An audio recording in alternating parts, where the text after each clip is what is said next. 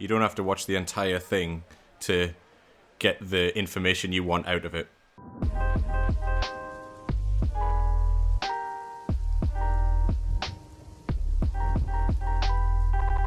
Hello, and welcome to the Indie Bandits Podcast, Episode 1.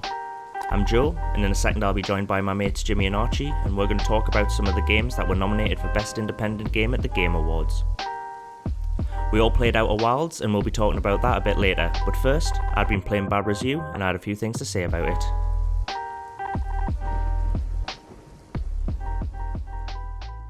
If you don't know anything about it, it is a puzzle game in which you move this small character known as Baba that looks, I guess, a bit like a sheep, a bit like a rabbit, across a series of tiles. It's basically a block pusher puzzle, but some of the blocks are rules that create the rules to the level in which you're in. So the first rule is Baba is you, where the game gets its name from. So when the rule Baba is you is active, you are controlling the character Baba.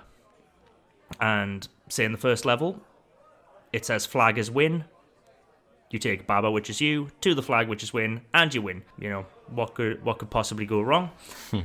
This got a lot of buzz when it came out because it's not just your basic block pushing puzzler. It's not about moving things around a physical space. It's also about thinking laterally on how you can solve problems. So when a problem presents itself, it's not just the physical nature of the problem in your way, but it's also how you can manipulate the rules in order to change the rules so that you win. Personally, I flippin' loved it. I mean, I can't play it for too long because it hurts your head. Like, if you're on a level that you cannot understand, you will sit there for ages trying everything out because you just have not thought of the solution. I don't know if either of you had time to give it a go. I only played like the first 10 levels of it, but it was definitely the most creative out of all these games, I'd say. Oh yeah, I mean, I will go back to it, but it is one of these games. Not that you'd rage quit it per se. No. But it is one of those games that I feel you have to be in a mood for it. Yeah. Because something that's going to be challenging, if you're stuck on a level and you go to play it, but if you're just not getting it, you're not going to get it. It takes a very like aha eureka moment before you actually solve a given level. Mm-hmm. Once you get that, it's very rewarding. You can. This is a game you can sit and play without actually touching the keyboard. This is one of these great games where you'll just sit there, scratch your head, for what seems like an eternity, and then go, how could I be so stupid? Yes, of course it's that. It's so obvious. And then the actual implementation of your solution is very easy. It's not a game that you need to be like familiar with holding controllers or anything like that, which for me is like a huge plus. Mm-hmm. I think the best games are ones that anyone can pick up, and this is definitely one of them. Yeah, so it's extremely accessible to anybody. Yeah, because you're not going to die if you just sat there scratching your head, and and if you lose, you just hit R and you click restart, or you can even undo moves. So everyone can give it a go, and I think everyone should. I think it's around like the £10 mark. Oh, really? If I recall correctly. Maybe not even. How long is it? Approximately? It's as long as a piece of string. If you blew through it, though. If you blew through it and immediately knew the solution to every puzzle, then it would be a matter of minutes. Well, the game's got over 200 levels on it, so it's not short. Okay, yeah. So you get. I mean, for £10, you're certainly getting your money's worth then. Best puzzle game I've played in the last decade, easily. I can't think of another puzzle game I've played that is as good and as frustrating as this. And it's not frustrating because the game is frustrating; it's because the puzzles are actually challenging, and you can't just brute force them. You have to have that click. You have to have that eureka moment. Else it does not. Else the solution will not work. Cool. I'd like to know what you thought of it, Archie, because you said you gave it a go. Well, like I played like the first 10 levels because I was just trying to get a feel for it. And it's very pick up and play, like anybody could like just, it's up, down, left, right at the end of the day. There's not much in terms of the controls. Visually, I found it very appealing because it just harkens back to those old like Spectrum days where there's like, 6 colours on screen, 4 maybe, less than that. It's simple to play, but the execution of everything is actually quite, not so much complex, but it's going to make you're going to have to like think about what you're like doing with each individual puzzle. And it does this thing where the most obvious answer is sometimes you can't always see it, if you know what I mean, even when it's staring you in the face. So it's definitely, as simple as it looks and it appears, it's definitely like, it's, you have to think about it when you're playing it. It's definitely more complicated than it looks. If you want a bit of a brain teaser, then yeah, go for it. Like you said, it looks really cute. The puzzles are good, and the way they're executed is absolutely brilliant. Yeah, you understand what you need to do immediately without any overdrawn tutorials or explanations on how things work. It delivers information to you in like the best way possible, just like a little bit by bit. And obviously I didn't play it for long enough to see how complicated this actually gets, but I don't know, it's great execution all around for that game. One of the complaints I did have about it was that there were certain points where you're like, with just 3 words per rule, sometimes it's hard to understand what they actually mean by it, and you actually have to go try them out. So sometimes it's like water is sink, which basically just means water kills you. Yeah. Once you've tried that, and once you've milled over to this water and walked straight into it, and then you're like, oh, I'm sort of dead. I guess I'll restart that level. At that point, you go, all right, now I know what water sink is. But from like the actual words, sometimes it's not entirely clear. You learn very much by doing in that game, and that's what I liked about it. There wasn't somebody in the background going like, sink means you die. You just go, because the levels are so small, it's not like you're wasting time, just go check that out for yourself. Yeah. It's like, oh, this is very old school in that approach, but I kind of liked it. So. Oh yeah, it was good. I mean, the other criticism I had was that the difficulty's inconsistent because it's so nebulous and unclear. That I don't know how you'd implement a difficulty curve in, because there's probably a puzzle that I'll do and I'll get in 30 seconds and you'll sit scratching your head for hours over it, and then vice versa, there'll be something I'll sit there for hours and you go, how did you not get that? To me it was so obvious. And because of the nature of the puzzles, I found in some cases there were earlier levels that, I'd sit for ages trying to work out, and then later levels that I just breezed through. Yeah. Is that not like a really big positive about the game, though? I would say that's like, I quite like that element of it, that there's not just some sort of ridiculous, okay, we've started off easy and it gets harder. I quite like the idea that I guess the experience of the game would be very individual to the person playing it. It is. In that case, it's a huge plus, but in other cases, I feel that there might be some players that will immediately hit this massive brick wall very early on in the game for no reason other than you were just like, oh, I wasn't thinking of that. Something there, once you've been shown the solution, you're like, how could I be so stupid? Yeah. Kind of thing. And I think there's some people who won't look up that solution. I'm very much the same way. If I'm stuck on a puzzle, I am not looking up the answer. It's I'm too stubborn. But I think there are some players who will like play the first 5 levels and like, I don't fucking get this. I don't get this game. It's stupid. What am I doing here? And then just put it down and never see the joys it has to offer, because something that was meant to be really easy at the start, and maybe that the dev thought was really easy and really obvious, isn't always really obvious for everyone. And because of that like inconsistent difficulty curve, I feel there's players that will get put off by it, and there's other players that won't feel challenged because they'll get to the later levels and never be challenged by anything again. Yeah. Because they just, they'll get to a point where maybe everything just clicks. Is that not just like part of making a puzzle game, though? I think there's certain puzzle games in which you can increase the difficulty in a very like standard linear way. I quite like this idea that the game isn't like that, though. I haven't played it, so I'm coming from a, just the experience of having not played it, but I quite like the idea that you go into it and it's a game of 200 levels. Like, it's not a game of 200 increasingly difficult levels. It's just a game of 200 levels, and you're going to complete it as quickly as you can, and that's it. It's all on you. I quite like that. Oh, it's a very personalized experience, and I feel that like players might diminish their experience of it by looking up solutions. Yeah, I think what they did pretty well was, unless I remember this incorrectly, is that they open up. It's not level 1, 2, 3. They open up like a couple of levels at each time. So if you're stuck on one level, you can just go to the next one and work that out in the meantime. Yes, the worlds are really well organized in the fact that they're not, the worlds themselves aren't perfectly linear. You sort of unlock levels in little clusters. Yeah. So instead of just unlocking World 1, 2, World 1, 3, World 1, 4, sometimes you'll unlock World 2, 3, and 4 at the same time, so you can jump between them. Yeah.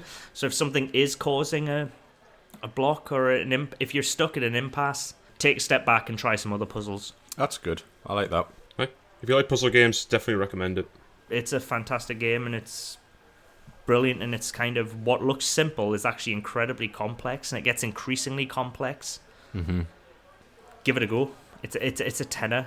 It's a couple of drinks. Maybe that's how we should be rating these. Like, it's a couple of drinks. Yeah, you'd be like, this game is 2 drinks in terms of its cost and stuff. This game will set you back 1.5 pints of beer, and then maybe people be like, you know what? Actually, that's a lot more. That sounds a lot more affordable than I thought it would be.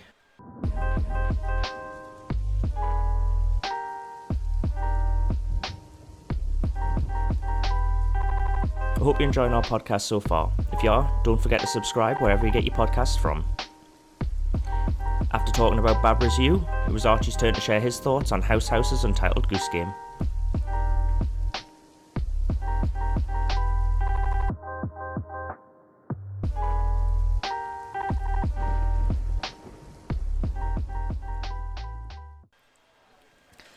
And Archie, I know what your pairing would have been if you weren't hanging out your arse. What would it have been? Well, it would have had to have been Goose Island IPA, wouldn't it? Oh, fuck. I didn't even think about that. Untitled Goose Island IPA. It's House. I didn't know this actually who made the game. It's only 4 guys in Australia, and I didn't think Australia had any resemblance of a game industry down there, but this must be one of the few companies in that part of the world. If I'm wrong, well, I'm sorry. I was just saying, you're going to get some rage from the Australian gaming community Aussies. there. Archie doesn't care enough to learn about your gaming industry. Untitled Goose game's good. It's a short game, like it only clocks in about 3 and a bit hours, maybe 4, I guess, at a push.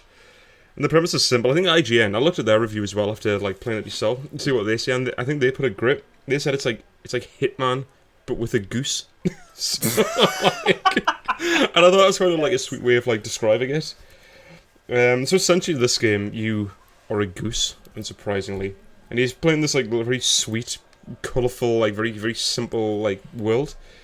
And the game is really straightforward. You're a goose. You have a set of objectives, and they may range from like they're all about stealing and moving things around. But the ways in which you do that, like obviously the ways in which you do that also remains the same, but what you got to steal will change. So there's like mini objectives for each section of the game. So this may range from like stealing the farmer's hat, or stealing the or steal enough items and bring them over to the picnic basket or the picnic blanket. Yeah, and it all kind of has that vibe of like take one thing and move it to another area, or take one thing off said character. Once those have done, the objective is complete. Once you do all the objectives in one area, you can now move on to the next area. But the way it's done out, you have to kind of like, I think that there's an element of like goose stealth in this. So a lot of the objectives are kind of like, I guess, guarded to a certain degree. There's one where you have a guy who's reading the paper, and he keeps crossing his legs, or his feet are firmly flat on the ground at certain points. Yeah. And the objective is to steal his slippers and just take them off him. So you've got to time it up right, because he keeps looking at his paper, but there's obviously an interval where he takes the paper away from himself, and he looks around, and if he sees you, he puts both feet on the ground, like flat on the ground, and makes it impossible. So you've just got to like time it up, so you could steal one slipper, and once you steal one slipper, he swaps his feet over in the way in which he's crossing his legs, and then you can get the other one. So everything plays around it like that. And there's another objective, which is one I really liked, is where you've got to steal the glasses off this wee boy. Off the kid. Yeah, off this kid. And there's probably a couple of ways you could do this. You could put like a toy on the ground, he'll bend over and like pick the toy up. Or the way I did it is that he has, if you look at him carefully, you'll notice that one of his laces is undone. And when he's distracted, you can untie one of his laces, sorry. Yeah. And that'll make him trip over, and he'll fall over, and his glasses will fly off his face. So that's one objective complete the minute you pick them up. But you can also swap the glasses around so you can give him the wrong glasses, and when he has that, his animation cycles change like just a little bit, where he's walking around like looking a bit short-sighted. And the game is essentially that, just from start to finish. Like it's not really trying to be too intelligent. It's not trying to be too complicated or complex. There's no lofty themes about everything. It's just like good fun from start to finish. It's proper daft. It's just, you'll be chuckling the whole way through because it is just like silly. It's just so mischievous. Like it was good fun. It does have its flaws. The Goose. So I was playing with mouse and keyboard for this. Well, mainly with the mouse, not with the controller. And I found it like you could set something up. You could set one of your like perfect like setups to get whatever you need to get. But the way that the Goose moves, like fine, but I don't know. It seems like his kind of like the collider that's on him is like too big, or it changes sizes depending on what he's doing. So it's sometimes hard to like navigate him around the environment in the way you would want him to. And when selecting objects, like there's this little marker. I just called it a click marker when I was reviewing it because I didn't know what else to call it. Like that seems sometimes those are sometimes a little bit offset from the item you need to pick up. So there's like some inaccuracies with that kind of thing. Just like navigation and interacting with items. Doesn't ruin the game by any means, but it does definitely add a little bit of frustration when you've spent like a good couple of minutes setting something up and just have it, to fail through no real fault of your own. But four guys made this, and like it looks great. It's a good, silly game. It's not going to be for everybody, I don't think. But I think for a silly premise, it's generally a really good fun game. Like I know some people might say, "Oh, Goose Game, like that's dumb." Well, it is dumb, but it's also like just good fun. It's well made. It runs perfectly. I had no problems playing with it really. But the ones I mentioned earlier. And this is like, it's 15 quid, so 3 hours, 15 quid. I don't know, if you're being economic about things, that's 5 quid now. It's up to you if that's what you want to spend. You'd spend more at the pub. That's 3 beers at the pub, everybody. It's 3 beers.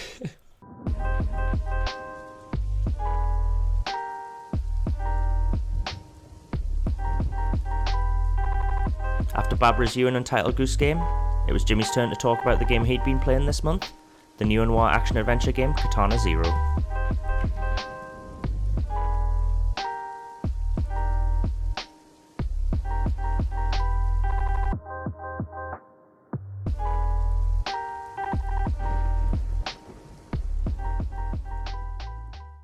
It's a game that plays as good as it looks. I think if you're going to judge a book by its cover, this one, you can definitely do that.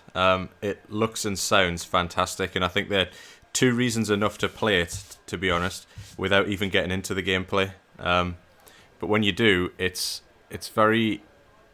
The quick pace of it is a huge plus point. The setting, the story... I don't want to get into the story at all because it's quite a complex story, and I think anything mentioned is a spoiler, so I'll just avoid that entirely. What did you think of the soundtrack? It's fantastic. Isn't it great? Yeah. As I said, like the look and the looks of the game and the audio is worth playing. It's worth playing the game for those 2 reasons. Never mind how good the actual game is. So it's great fun. I did particularly enjoy the fact that if you screwed up, which happens a lot, you can very quickly restart the level. I don't like lengthy game over screens. I don't like waiting too long to get back into it. The fact that this game gets increasingly more difficult to complete the levels and is unforgiving in the fact that you get hit once you die. If the restart was in any way lengthy at all, it would be extremely off-putting, and I probably wouldn't have put that many hours into the game. So as I said, it's a side-scrolling action game where you are playing as a character called Dragon, and the point of the game, at least from the beginning and the very beginning of the game, is you are completing assassination missions. You are paid for a sword for hire who has to assassinate various individuals, and as the game goes on, you start to figure out a little bit more about your past, of which you're not that aware because of, again, I don't want to get too much into the story, but you're not aware of your past. Yeah. As the game goes on, you start to develop. You start to remember more and more about what happened. You start to ask a lot of questions about why it is you're doing what you're doing. But essentially, every level is going through to assassinate somebody. And the story is it gives you enough every level to keep you engaged and wanting to find out what happens next. And I just found that pretty much every aspect of this game was entertaining. It was, I guess it wanted you. It kept you wanting to play, which I feel if it's a game, that's the first thing you should be trying to achieve as a maker of a game. Mm-hmm. I would say it's a gem of an indie game. My issues with it are, whilst it does look excellent, it looks a lot like many other pixel art side-scrolling action games. Yeah, I can see that. So you may struggle to differentiate it initially from other games that look similar, but once you actually get into the game, it does have a very unique style to it, especially in the gameplay. The fact that you can slow down time, you can time rewinds when you restart the levels. The music is a huge part of it that sets it apart. Yeah. I guess on a very, very superficial level, it may look a lot like other pixel art games, but once you actually get into the game, once you play it, once you've spent a few hours with it, it really is quite a unique game. I think you two have both had a bit of a go on it, haven't you? And I feel like it's weird. Like, it's a good thing and a bad thing with the game is that the level almost just didn't matter at all. It was the strategy involved in trying to complete the level was what made it intriguing. Even when you're on a tricky level, even if it's something you're finding hard to complete, you never want to just put the controller down and not do it. You always want to keep going until you've completed that level. Mm-hmm. Oh, it definitely has the just one more turn feel to it, where when you die, you're just like, no, it wasn't. The game didn't rip me off here. It was my own fault. Like, you feel as the player, you feel very responsible for what you've done. Yeah, and I think honestly, you're never cheated. We can talk about some of the bigger parts of it. Obviously the style of it, the look of it, the music, all that stuff that's like a big deal in the game. But I think details make games, and the detail of being able to restart the level as quickly as you can in this game really adds to that replayability of it. I think you have to. I feel like if you're going to die a lot, you want to get back into it. Yeah, have another go at that bit. That's the way I found it when I played it, at least. Yeah, when you get through a level and you've timed everything right and you've got the strategy right, it's a very satisfactory feeling when you finish a level that you've managed to get through. And when it shows you the replay... Yes! I mean, that's great. Like, if you've managed to get the perfect run through and then you get to watch that back, it's great fun. So I do like that aspect of it. Well, I guess...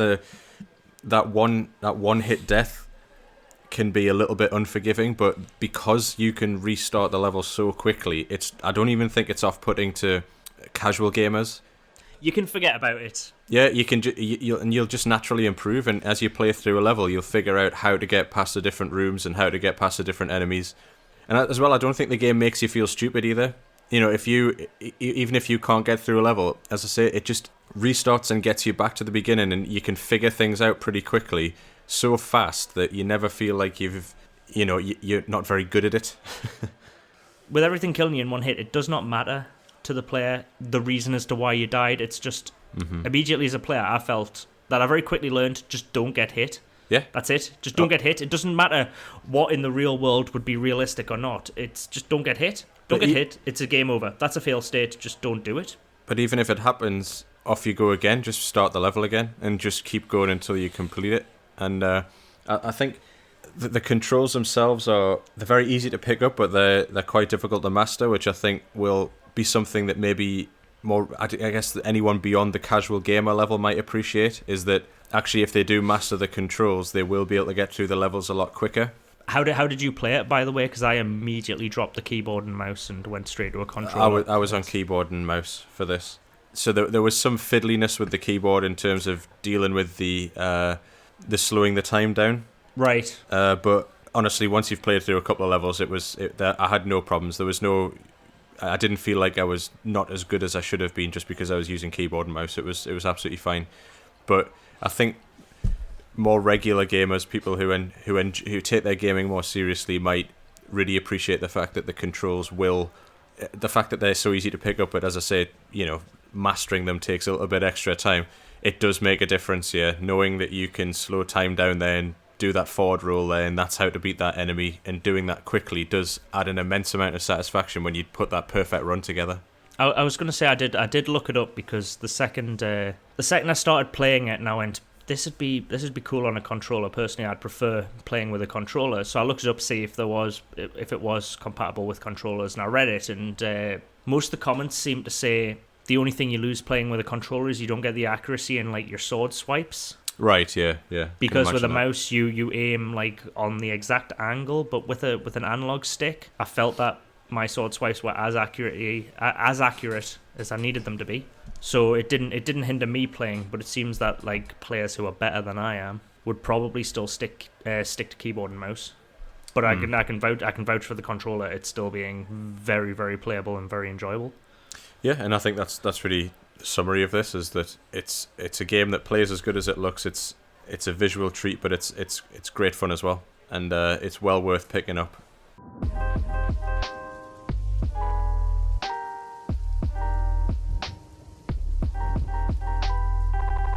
After sharing our thoughts on the games we'd each been playing independently, we chatted about Outer Wilds, a folksy exploration game in which you're definitely going to die.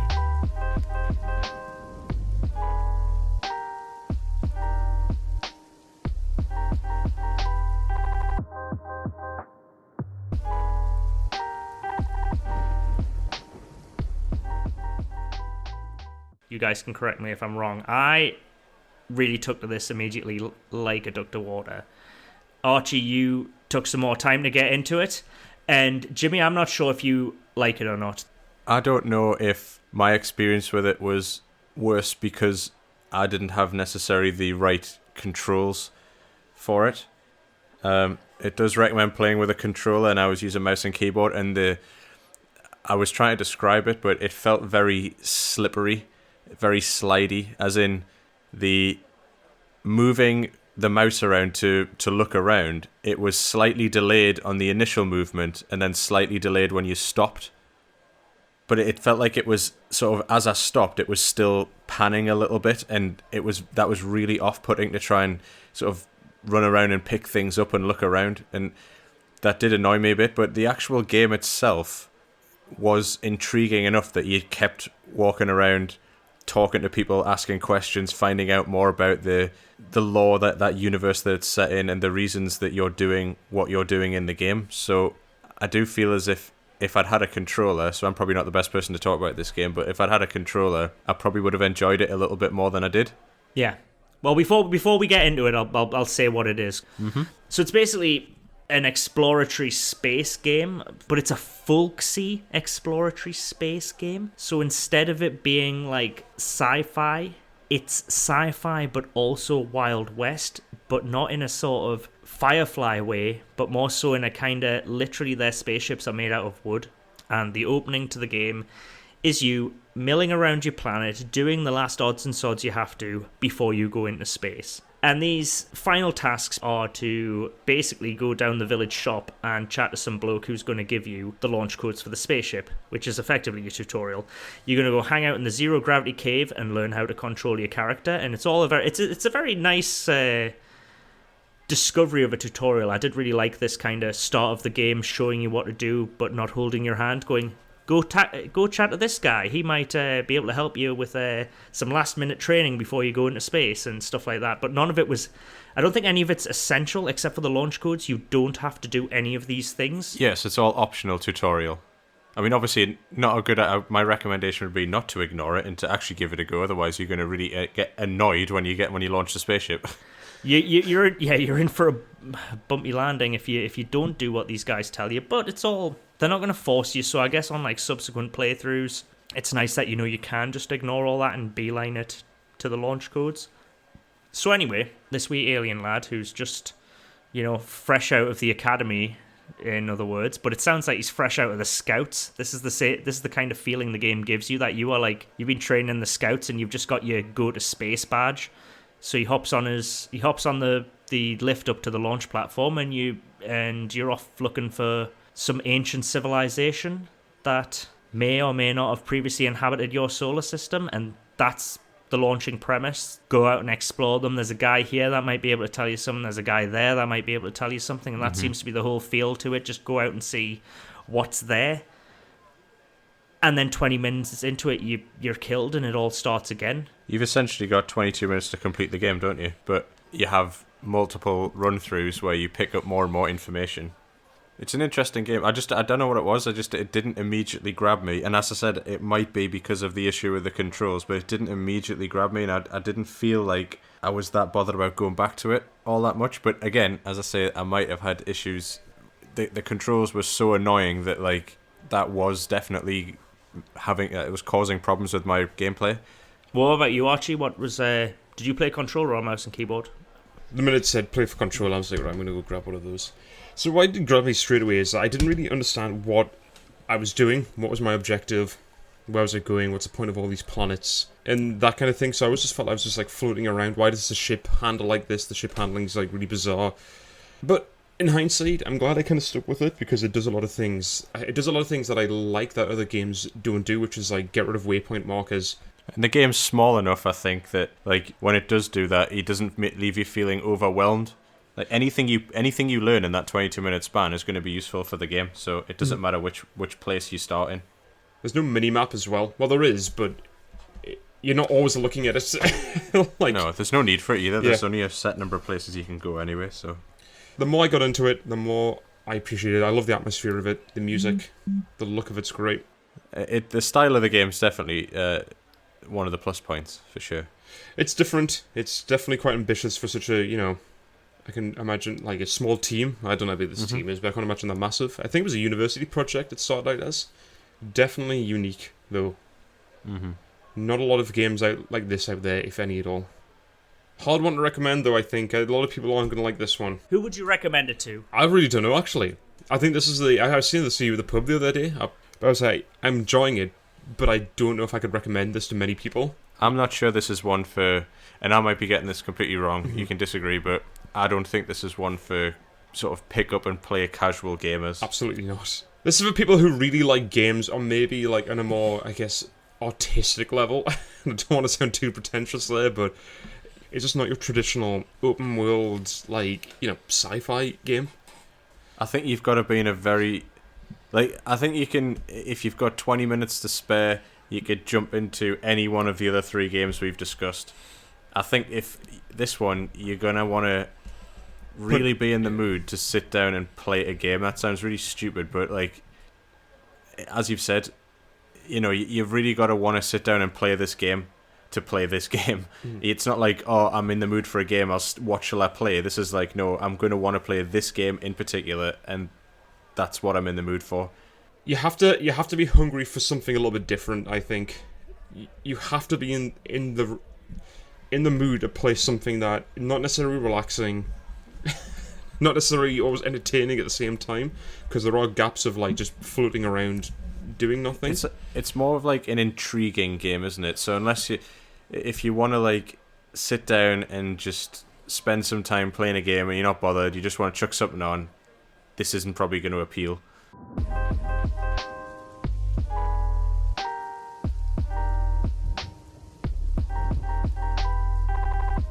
Thanks for listening to episode 1 of the Indie Bandits Podcast. If you liked it, make sure you subscribe. We'll be back next month, and we'll be discussing a few of the games nominated for the grand prize at the Independent Games Festival, which takes place at this year's GDC. Hope to see you then.